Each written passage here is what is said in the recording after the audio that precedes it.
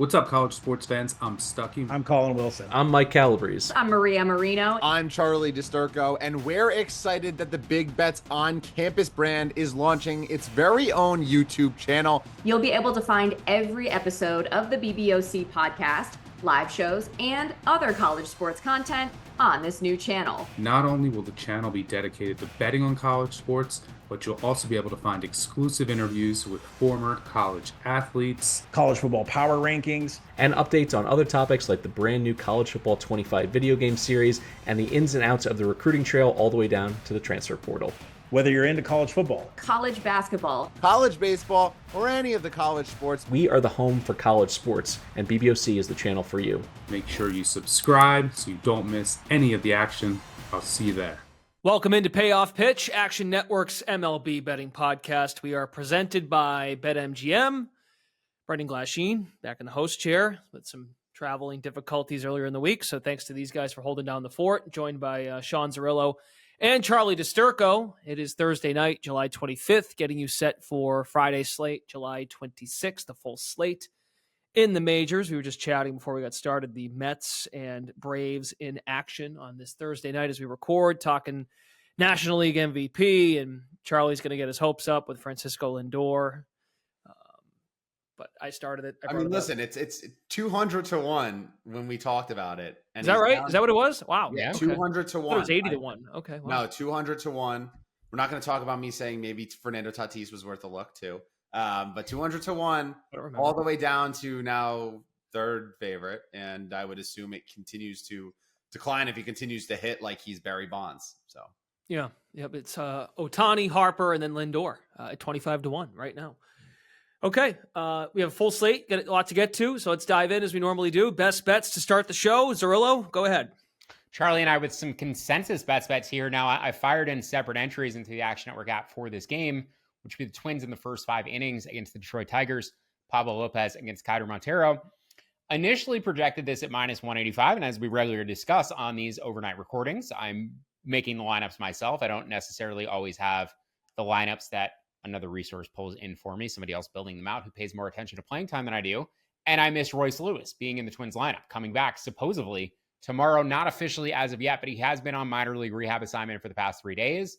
It was anticipated that he would return this weekend, and I would expect him to be back on the field for the Twins on Friday night. So we'll see how they configure their lineup if Royce Lewis does make his way back, if Brooks Lee stays on the roster, how they go about building the lineup out. But they have just tons of options, and this Twins lineup is so deep at this point. And, you know, I've been discussing it both publicly and privately, but I do think they are probably the team to watch from a long shot perspective, whatever you want to call it, but the team that nobody was really talking about consistently as a World Series contender. I think the Twins are in the mix. If Royce Lewis is healthy in October, if this pitching staff holds up and remains healthy and they're around in October, I think the American League is substantially more wide open than the National League. And I think Pablo Lopez has severely underperformed this season, but he's been very unlucky. 4.86 ERA, 3.4 expected ERA. Stuff plus down a little bit compared to last year, but command's still really good. 97 stuff plus, 104 location plus. Last 30 days, 111 location plus, and the pitching plus number, I believe, has gone up from about 104 or 104 to 107 on the season to 109 over the past 30 days. Montero has an expected ERA north of 5. His pitch modeling metrics a little bit closer to league average. The BAT X, or the BAT, I'm not sure which one, has him at a 4.6 FIP the rest of the season. That's roughly where I have him projected, about 4.6. And I have Lopez closer to 3.3, 3.4, right in line with his expected ERA. But, you know, projection systems have him closer to about 3.7, 3.8, depending on where you look. So I make a bigger gap between these two starting pitchers than I think the market does, but not necessarily the case, as I initially suspected once I came in and lowered Montero's projection. So I could, if anything, actually make the Twins even more substantial favorites here. As I said, I initially projected this at about minus 185 for the first 5 innings without Royce Lewis. With Royce Lewis in there, I project it closer to minus 215, about a 30-cent adjustment because he typically is the best player on the field. And then on top of that, I could probably get this closer to minus 225, minus 230 if I was using Montero at his most conservative projection, not with a little bit more fair of a number of where I think he should be. So fired this in the app twice. Initially, price target was minus 175, upgraded further closer to minus 195 after my price adjustment. We're going to back the Twins in the first 5 innings, and I may fire a full game bet as well. Not really sure how much the market has accounted for Lewis being in or out yet. Best available number right now, about -168. I projected the full game line at around -180. So not a substantial edge, but if I don't think, if I take a look, see where this opened, I haven't fully inspected the line movement history on this game yet. I'm going to dig into it. And if it's right where the opening number was, I'm going to assume the market hasn't accounted for Lewis yet and probably fire on the full game money line as well. The first 5 money line price is at -175 right now for the Twins. Yep, up to 195 is good. Okay, very good. That's where it's at right now as we record the night before on Thursday. Charlie, you echo these sentiments on the Twins. What do you got? Yeah, this was my favorite bet, the first one I locked in when I saw the slate. And, I don't really have to add too much more. Montero, bottom 10% of all pitchers in expected batting average and expected ERA. And, he's a 2-pitch pitcher mainly. He does have a third that he throws about 10% of the time, but he's a 4-seam slider guy, and his 4-seam has about a 325 expected batting average on it, which if that's just what they're keying on, he's not going to get many swings with the slider, which kind of makes sense as to why he's rarely getting swings and misses out of the strike zone. And he's a high fly ball pitcher. This all just culminates in a great opportunity for the Twins lineup. That's, sans Royce Lewis has been scorching hot. Like, we don't even have to talk about Royce Lewis returning. The Twins in the last 30 days, they're second in WRC plus against right-handed pitching. In general, this season, they're 6th. Detroit down at 20th. Even with Detroit playing slightly better at the plate, this is just a game where the pitching is fully in Pablo Lopez's advantage between Lopez and Montero, and then the offense as well. This Twins lineup it's clicked. They look deadly. I added them to win the World Series. I think it was 25-1 a few weeks ago. Like Sean said, I know Sean got a better number preseason. This Twins team, when fully healthy and all together, has a dominant bullpen, a great offensive squad, which was their biggest question mark coming in. And they've got the arms too. And I wouldn't be surprised to see them buy even more at the deadline. They're a great team. So yeah, first 5 I got -160. I'm fine with -175. It's just so many advantages in Minnesota's direction on this one. That's my only concern, actually, is the trade deadline and the fact that they may not add anything. I remember Derek Falvey talking in the preseason about cost cutting, and they didn't add anything, after making the playoffs, winning their first postseason series in over a decade last year. They didn't add anything in the offseason, and I don't really know what they're planning on adding before the deadline. I don't really know what they need to add before the deadline. Like, where do you actually upgrade this team unless you're adding a star? A star upgrades any team, right? But they're likely to make a trade for more marginal gains. Where do they add? Because their bullpen is pretty stacked. They have a really deep offense, and they have the guys who I'd assume are their postseason starters. So maybe a little bit of depth, maybe more depth pieces, but I really don't know, outside of going out and adding a significant piece, which I don't expect them to do, what the Twins really add to improve the deadline. But I think they're already a contender as is.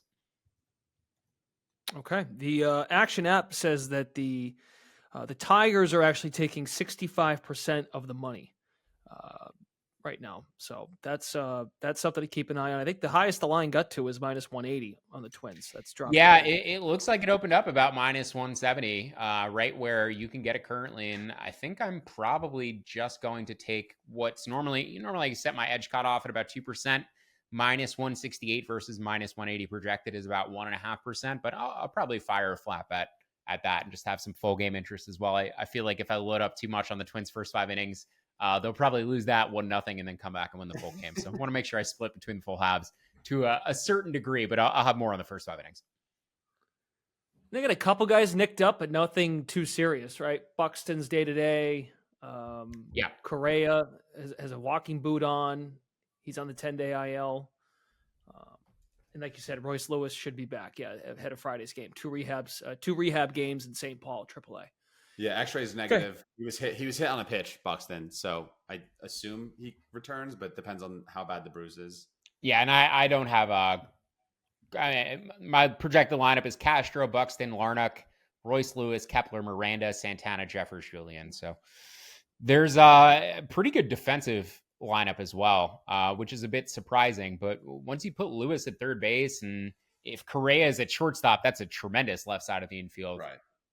But yeah, I'm curious to see like if Brooks Lee gets the start over Julian, or if Lee goes down once Lewis comes back on the roster. So they have some pieces to juggle around. But the guy absolutely smoking right-handed pitching right now too is Matt Wallner, who I don't even have projected in there. So we'll see if he finds his way into the outfield. They just have so much depth. There's a lot of pieces that they have to play with, and got to pick the right ones. But yeah, there's a lot of interest for me in this Minnesota team because I think they're a pretty safe bet to make October at this point. All right. Twins are 14-1 to win the World Series right now. Wow.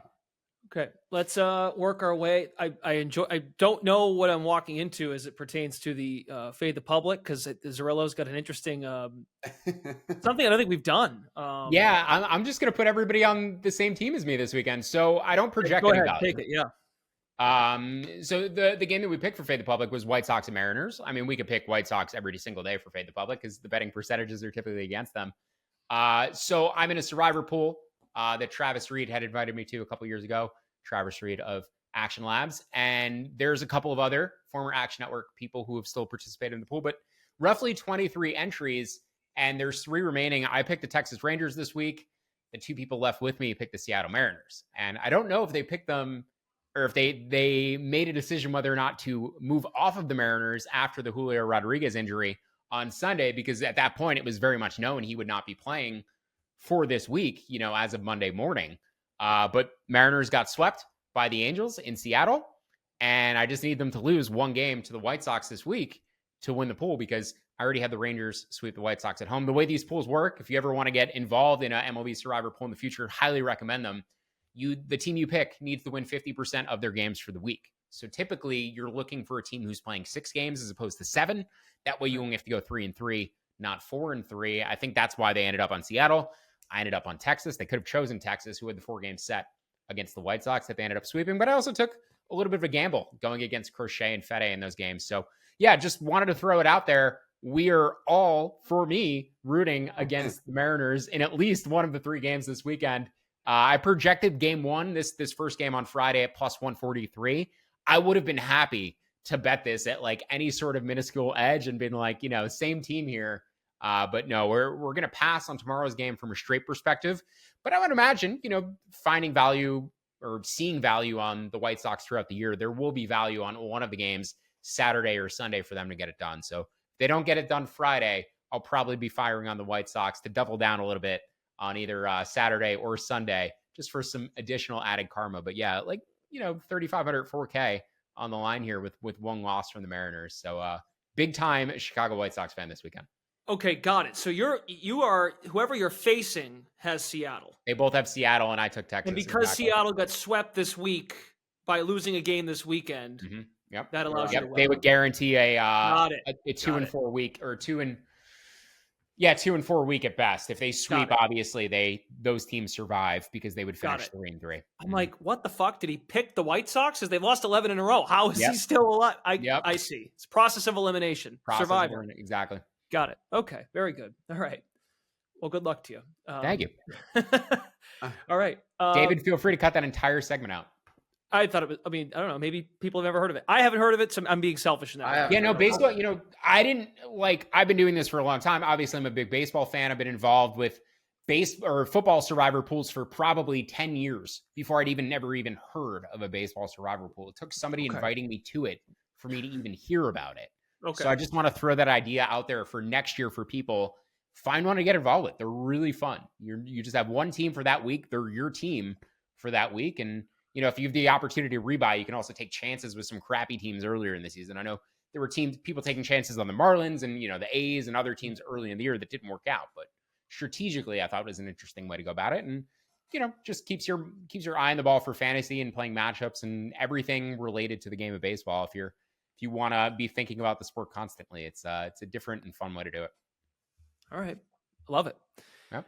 Charlie, I don't think you're going to have the same kind of answer. Is there value on the White Sox? I lean toward the White Sox in this one, but I can't do it. I like Kirby too much, and Thorpe I'm very mixed on. I am intrigued, though, however, by Jorge Polanco over 1.5 hits, runs, RBI. It's not out there right now, but if you look at StatCast, and something that I've been doing Monday, Wednesday, Friday has been breaking down hitters just based on matchups, based on I've kind of changed it from 777s more toward best weather edge and who's hot and who's not. Well, the guy who is scorching hot in terms of ex-WOBA, the top 3 over the last 50 plate appearances, Lawrence Butler, Ezekiel Tovar, and Jorge Polanco, which might come as a surprise because you look at Jorge Polanco, you look at his last 15 days, he's just hitting 220. That's because he's been severely unlucky, putting the ball in play, hitting the ball hard. I bet him to get a hit a couple days ago. When I wrote this up, he cashed. I think he's still going to be undervalued here in the hit run RBI department because the Mariners put him right around that 4 hole against right-handed pitching right now because he's way more powerful from the left side of the plate. And because Julio Rodriguez is hurt, he is now getting more at-bats in the middle of the lineup in which there should be more guys on base. Guys like Victor Robles has been great at the top of the lineup for them there. And they're not shy to steal, the Mariners of late, at least with Robles and guys at the top of the lineup. So I expect Jorge Polanco to have a good at-bat or a good game. So I'm looking towards his over 1.5 hits, runs, RBI there. And then the other thing that I'm curious about, and I don't know if Sean has anything on Drew Thorpe in general, Stuff Plus numbers don't like him. Mm-hmm. He's like an high 80s, low 90s guy. His strikeout percentage is 15%, bottom 5% of all batters, but he's generating whiffs a quarter of the time, limiting barrels, limiting hard hit rate. He's a bit wild at times and not chasing as much. Like, I understand 5.5 might be a little bit too high for me strikeout wise on him but the Mariners do strike out at the highest rate against right-handed pitching, at least in the last 30 days, around like 30%. I just don't know if I can get there with a guy with low Stuff Plus numbers on getting 6 strikeouts. His over-under outs is right around 17.5. I lean toward the over because the Mariners are an absolute shit show when it comes to striking out, especially at home. But in general, they're just a shit show striking out. And now there's no Julio, who honestly that might help them. I don't know, Sean, if you have any thoughts on Thorpe in general on the strike. Like when I look at this and I see 5%, 5th percentile of all pitchers in strikeout rate, and then a 25% whiff rate, which is, around league average, I'd expect positive regression to come for him. And it's a great matchup against a team like Seattle. Thorpe's an odd pitcher because his best pitch is a changeup, and he throws it more often than anything else. Typically, when you guys see a guy throw a pitch that's not a fastball more often than a fastball, it's a slider. I don't know if I've ever seen a guy throw his changeup more often than his fastball. Right now, he's at 35% changeup, 38% changeup, 35% fastball, or 35 and 33. But the changeup is higher regardless. Scouting grade, 70 grade changeup, 35 grade fastball. So he knows what his best pitch is. Yeah. And I think he's only throwing the fastball to try to set it up. So it's a matter of sequencing. He may be getting the whiffs in the middle of the counts where he should probably be saving the changeup to end counts. 16 of those strikeouts have come on the changeup.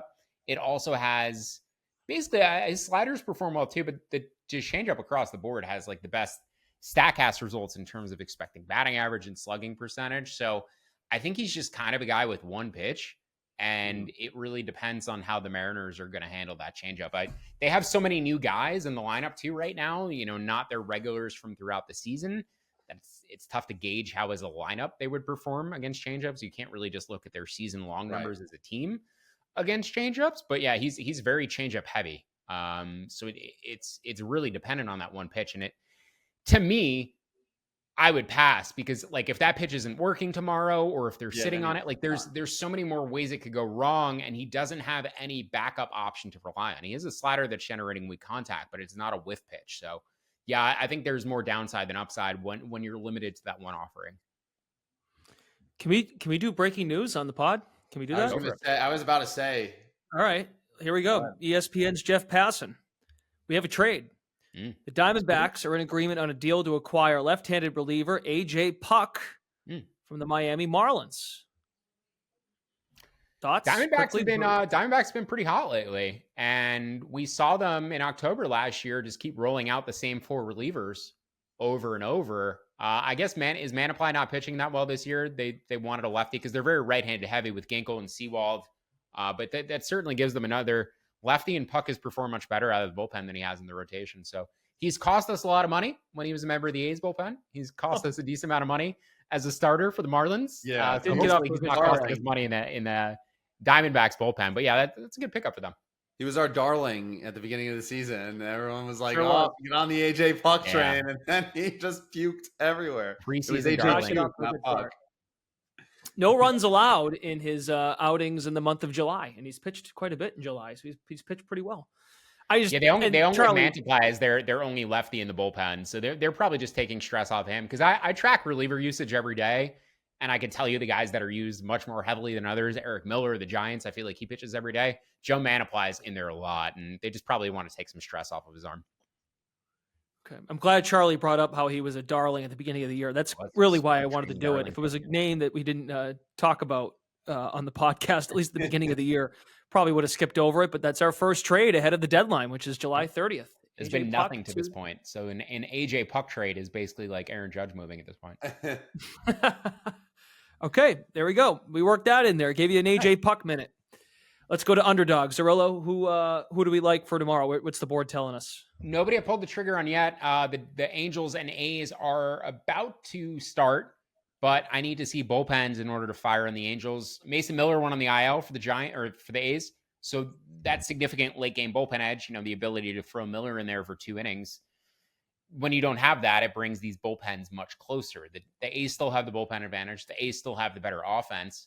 As I discussed in my article today, they have the number 1 offense in baseball over the past 30 days against both left-handed and right-handed pitching. So tremendous, uplift from the A's offensively, and kind of reminiscent of what the Royals did last year. The Royals had like one of the best offenses, the best offense in baseball over the final 2 months of the season. So maybe positive signs for Oakland heading into 2025 if their offense can sustain and be a good unit. They have a lot of young guys on this team. Jacob Wilson came up, got hurt immediately, but he probably would have been one of their best hitters too. And everybody's still hitting, even with him on the IL. So yeah, I'm interested in this A's team going forward. But in terms of the value for Friday, it does look like it's on the Angels or pass. So I want to see how the bullpens work out. And then I'm waiting for a bit better of a price on the Cubs against the aforementioned Royals. The Royals, as we've discussed throughout the year, much better at home than on the road, especially offensively. They do not strike out at home. They have the lowest strikeout rate in baseball. So I don't love that, but Kyle Hendricks isn't necessarily reliant on strikeouts. He's the guy who allows the ball to be put in play and generate weak contact, and not generating as much weak contact as he used to, but he's not a guy who's relying on the strikeout against the Royals. So I think it's actually like one of the pitchers wouldn't adjust mentally as much in that environment as I might others. But yeah, I think I made this line about plus 120. So hoping for plus 130 or higher on the Cubs. I think plus 128 was best I saw. And I'd expect that market to tick up away from Hendricks, especially as the Cubs, a lot of rumors about them potentially trading Jameson Taillon. I think they've certainly waved the white flag, and I think it's pretty evident that they will be selling. But for right now, I still think there's value in Chicago. But just a general note, right, for the next 5 days, 6 days, careful about making big wagers pregame on teams who might trade guys. That's it. If there's a team who has a guy who's rumored to, Tarik Skubal, don't bet on the Tigers on a Skubal start right now, taking anything but listed pitchers. Make sure that bet is only action if Skubal is starting the game, because there's a chance he may get traded right before he starts.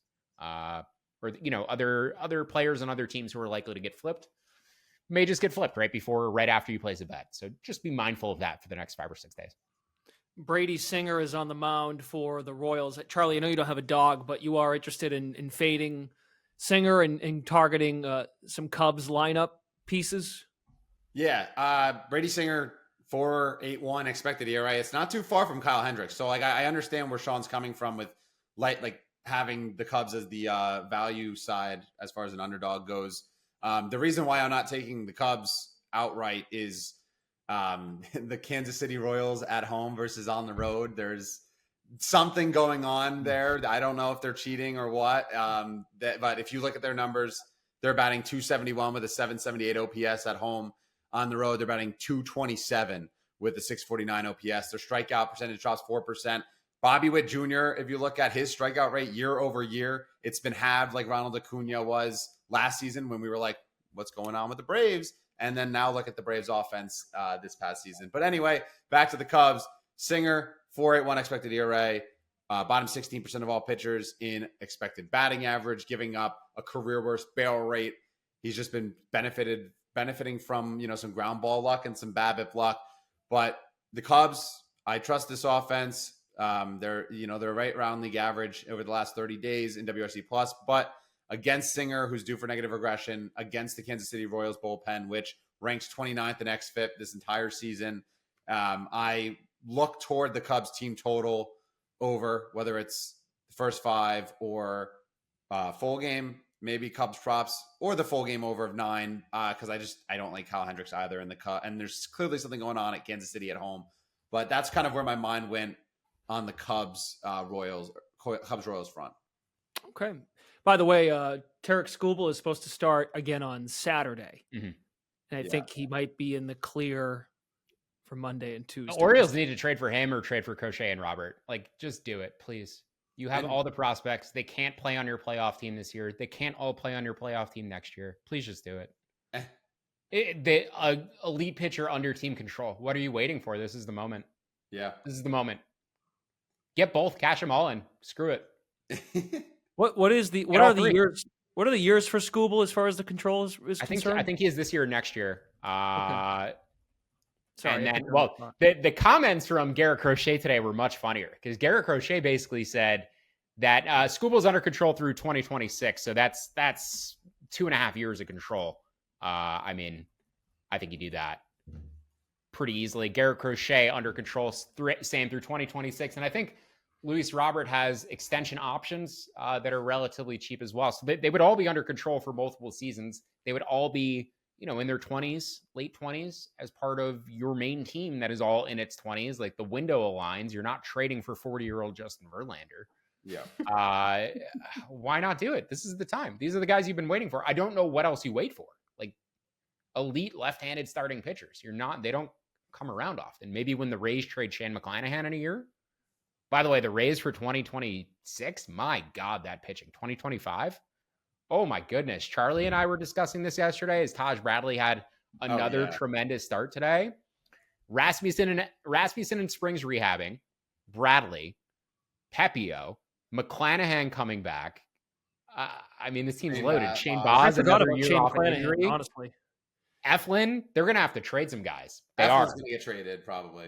But, that pitching staff is potentially insane next year. So they can't ever keep them healthy, and they can't ever find hitting. I think Caminero is going to be pretty solid, but yeah, trade some of those arms for hitting, and I think the Rays are a real contender next year. I'll be betting them. That's what me and Sean decided. And as far as the Orioles are concerned with Skubal, who knows? The Yankees could throw something at them, right? And the Dodgers too. The Dodgers have discussed it. They would empty out the farm for him. So yeah, 3 years of team control, like 2.5. Yeah, just do it. I don't think you'll find a better trade in the next few years, or a better guy to trade for.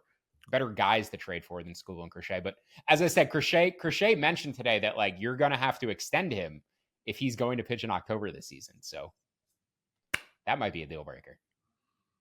Stay tuned. We will be here Sunday and Monday. Deadline's Tuesday, the 30th, next week. All right. Zerillo, you got one more for us, and then we'll get out of here. Yeah, a couple more unders, actually. So the Jays and Rangers under 8.5. Fired this one in, moved immediately because there's not that many books that had the line open at the time, and I'm sure limits were relatively low, but anybody who tailed along got closer to -110. I like this down to 8 at about -105. Two of the top defensive teams in my model, two of the top defensive teams on the season. Rangers first in outs above average. The Jays are 6th. The Jays are 3rd in defensive runs saved. The Rangers are 7th, and they both rank pretty comfortably in the top 5 for defensive teams. How I project them at present, current lineups that they have available. And also, offensively relative to what these teams could be at the peak of the season, both a bit lower. Bichette out, the Rangers missing some guys. So definitely more defensive leaning teams at this point in time. I don't like either bullpen, and that's what scares me.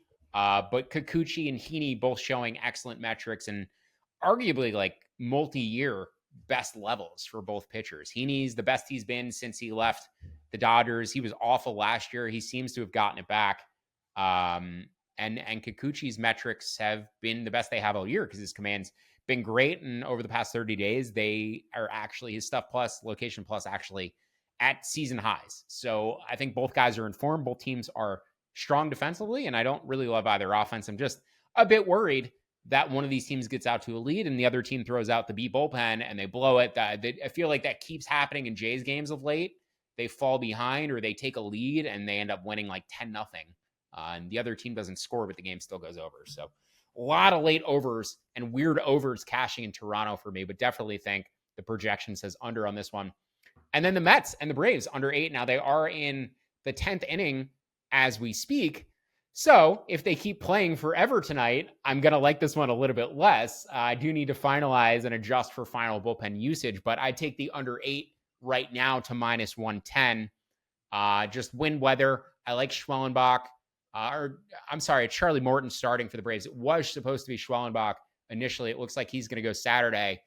The concern here betting this under is Kodai Senga coming off of the IL. I don't really like betting unders with pitchers coming off of the IL. I just feel like the implosion potential is so much higher. But I have downgraded him relative to where I think he should be, or where I think he deserves to be. I've still downgraded him a touch coming off of the injury. And the wind, the weather indicates to me this is closer to about 7.4, 7.5. So under 8 to -110 in the Mets-Braves game, and then the under 8 to about -105 between Jays and Rangers. Okay, excellent. This is Senga's first start, right? Yeah, first start of the year. First start of the Wow. season. Yep. Had Okay. some minor league rehab, but yes, this is his first time back on the big league mound. I had some slight concerns. He was talking about like not wanting to come back and screw up the momentum. It might have just been his personality and him being like polite, and like it not getting translated well. But at the same time, there was some indication that he's like, I don't really feel 100% and I don't want to screw this up for everybody. So some pause for sure. Okay. All right. I think that's it. We got a lot in there in 30 minutes. I got one more. Oh, you do? I'm I sorry. got Go one more. ahead. Kyle Freeland over 5.5 hits. This number -120. It's up to -125. I still like it there.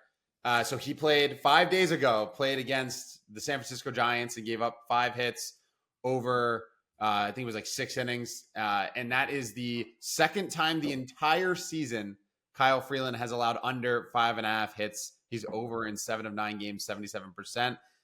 In that game, he gave up multiple 100-mile-per-hour off the bat outs, line outs. And in general, this is a guy, bottom 6% of all pitchers in strikeouts, whiffs, expected batting average. He's not a great arm. And the San Francisco, obviously they only had 5 hits the last time out, but they are 8th in WRC plus against left-handed pitching. And like they did today, they have the ability to stack an entire lineup of righties or just throw in one lefty like Yaz, who has been fine. But I like the Giants here to kind of get revenge against Freeland to get 6+ hits. I just think this number is way too low given Freeland's track record. He pitches deep into games. He pitches the contact. He doesn't strike out guys. So there's going to be a lot of balls in play.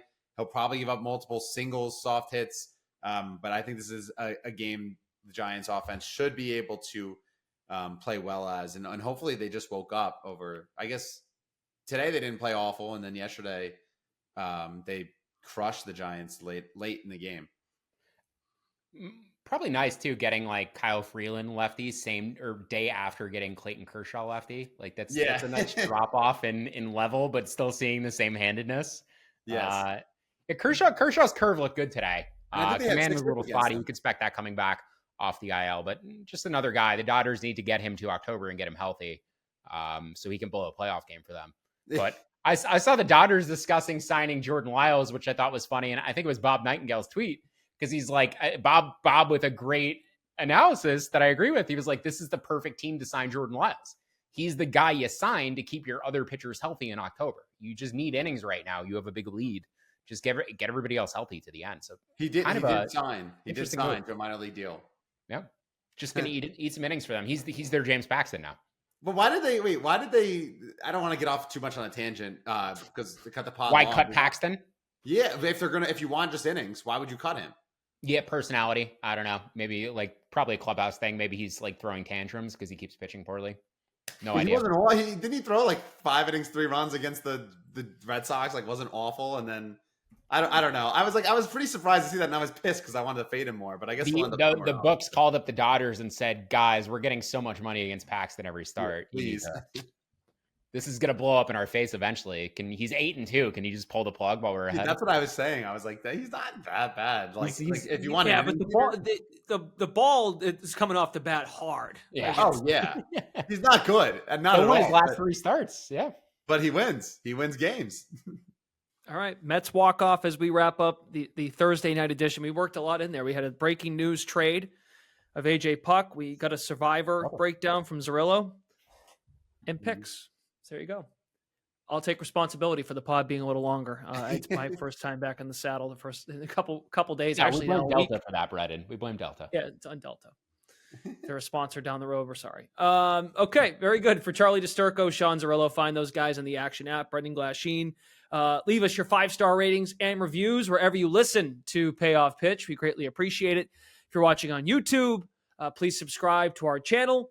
You hit the little bell button and you get notifications when we go live or when videos are posted from any sport, not just baseball. That's it. Thanks for tuning in. Payoff Pitch is Action Network's MLB betting podcast presented by BetMGM. Best of luck. We'll join you early next week ahead of the MLB trade deadline. See ya.